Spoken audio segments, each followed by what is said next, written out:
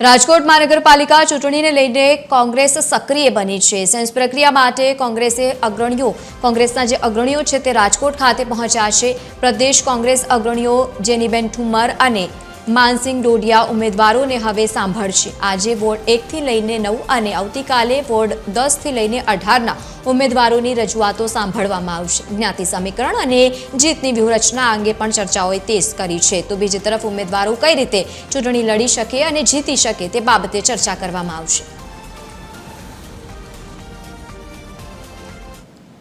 સમયમાં કોર્પોરેશનની ચૂંટણીઓ આવી રહી છે, પડઘમ વાગી ગયા છે, એટલે જે કોંગ્રેસ પક્ષના ઉમેદવારો કે જે પોતે ચૂંટણી લડવા માંગે છે, ભારતીય જનતા પાર્ટીનું શાસનમાં રાજકોટ મહાનગરપાલિકામાં શું હાલ થયા છે રાજકોટના, એ રાજકોટવાસીઓ ખૂબ સારી રીતે જાણે છે। ત્યારે ઉત્સાહભેર બધા જ પોતાની ઉમેદવારી નોંધાવવા માટે ને આગામી સમયમાં કઈ રીતે પોતે ચૂંટણી લડીને જીતી શકે એના માટેની ચર્ચાઓ આજે વોર્ડ વાઇઝ કરવા જઈ રહ્યા છે। ત્યારે જેટલા વોર્ડમાંથી જે લોકો લડવા માંગતા હોય, જે સમીકરણો અત્યારે જે અનામતના પ્રમાણે જે સમીકરણો આવ્યા છે એ પ્રમાણે કોણ સક્ષમ છે એ પોતાની દાવેદારી અને પોતાની રજૂઆતો કરશે, જે આજે સાંભળવાના છીએ।